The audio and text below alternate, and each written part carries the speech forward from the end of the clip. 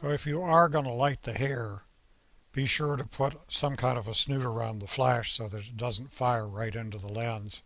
You'll get a nice effect like this where the light just graces the back of the hair and highlights it, separates it from the background.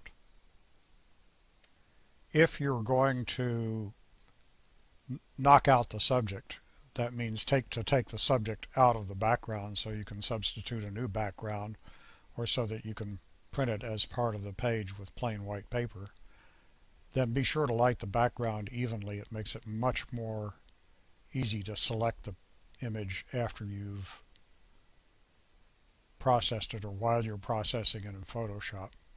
The way you do that is to put light sources on either side of the background and aim them so that combined they cast a nice even light all across the background.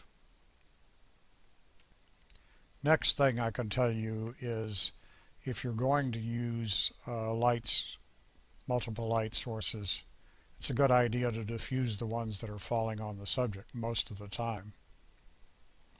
You can do that by making white flats and letting the light bounce off the flats, or by using a large umbrella reflector, which you can buy in any professional photographic store, that you can put in front of your flash that will scatter the light instead of making it a hard spotlight type of source.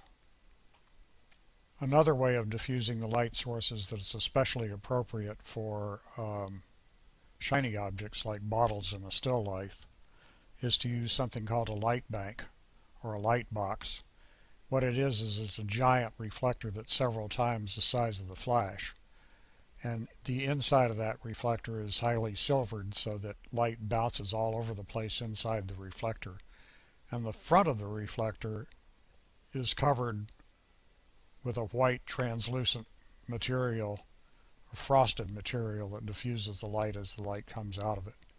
So you get a nice long highlight, one that's as large as the object itself, instead of a little bright flash of light that bounces right back into your lens.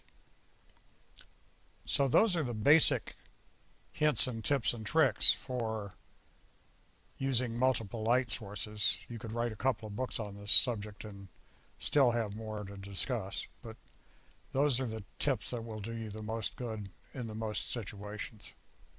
On to the next lesson.